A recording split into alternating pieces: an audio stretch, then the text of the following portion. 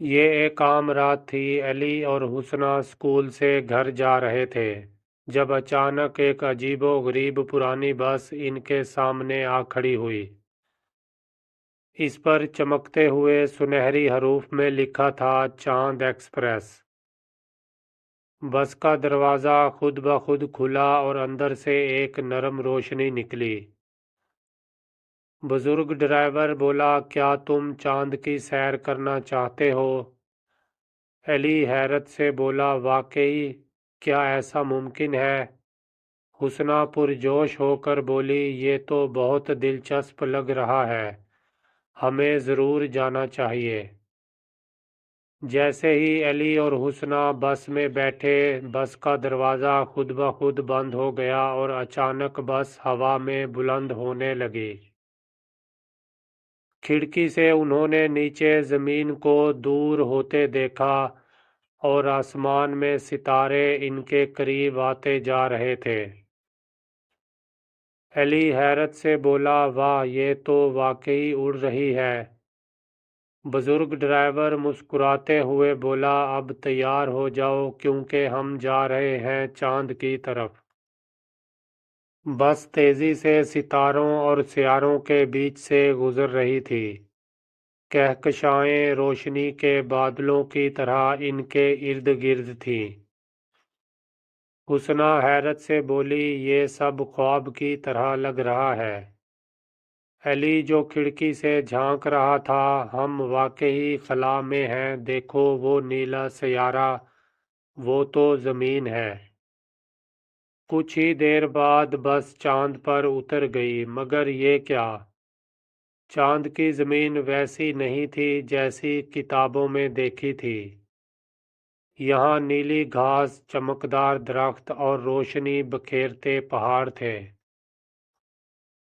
علی حیرت سے بولا، چاند تو جادوئی جگہ نکلا۔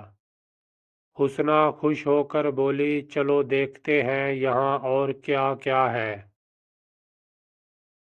اچانک ارد گرد چھوٹے گول روشنی بکھیرنے والی مخلوق جمع ہونے لگی۔ وہ نرم آواز میں بول رہے تھے جیسے کہ گانا گا رہے ہوں۔ چاند کے باشندے، خوش آمدید، خوش آمدید۔ علی مسکرا کر بولا، یہ تو بہت دوستانہ ہے۔ حسنہ حیرت سے بولی، ہمیں ان کے بادشاہ سے ملنا چاہیے۔ چاند کے باسی علی اور حسنہ کو ایک شاندار قلعے کی طرف لے گئے جو نیلی روشنی سے جگمگا رہا تھا۔ اس کے دروازے خود بخود کھل گئے جیسے انہیں خوش آمدید کہا جا رہا ہو۔ حسنہ بولی، یہ تو کہانیوں کی طرح ہے۔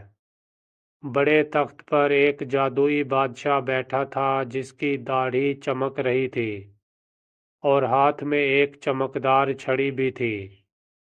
چاند کے بادشاہ نے نرم آواز میں کہا، علی اور حسنہ، میں تمہاری آمد سے بہت خوش ہوں۔ آج میں تمہیں چاند کے جادوئی راز دکھاؤں گا۔ بادشاہ نے کہا، یہاں کودو مگر نیچے گرنے کی فکر مت کرنا۔ علی نے چھلانگ لگائی اور وہ ہوا میں تیرنے لگا۔ علی ہنستے ہوئے بولا، واہ، میں اڑ رہا ہوں۔ حسنہ خوشی سے اچھلتے ہوئے بولی، یہ تو کسی جادو سے کم نہیں ہے۔ چاند کے باسیوں نے علی اور حسنہ کے ساتھ کھیل شروع کیا۔ یہاں گیندوں کی جگہ ستارے تھے۔ علی بولا، یہ اصلی ستارے ہیں۔ حسنہ بولی، میں نے کبھی ایسا کھیل نہیں کھیلا۔ چاند کے باشندوں نے ایک شاندار دعوت رکھی۔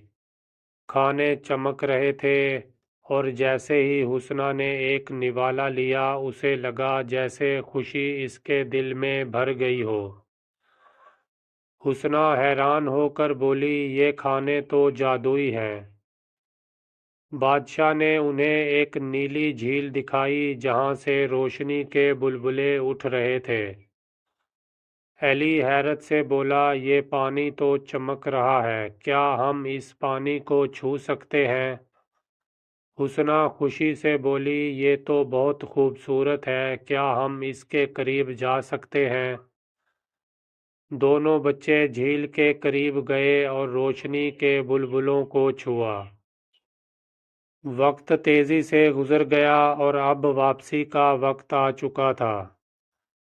بادشاہ نے کہا، تمہاری یادیں ہمیشہ ہمارے ساتھ رہیں گی۔ ایلی اداسی سے بولا، ہمارا یہاں سے جانے کو دل نہیں کر رہا۔ حسنہ مسکراتے ہوئے بولی، لیکن ہم دوبارہ یہاں آئیں گے، کیونکہ یہ جگہ ہمارے دل میں بس گئی ہے۔ دونوں بچے بس میں سوار ہوئے اور چاند کی سرزمین کو الوداع کہا۔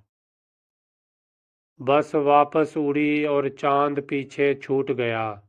علی نے کھڑکی سے باہر دیکھا اور کہا، بس خلا میں واپس جا رہی ہے۔ علی اداسی سے بولا، میں چاند کو یاد کیا کروں گا، یہ سفر ہمیشہ میرے دل میں رہے گا۔ حسنہ مسکراتے ہوئے بولی، ہاں علی، یہ ہماری زندگی کا سب سے خوبصورت دن تھا۔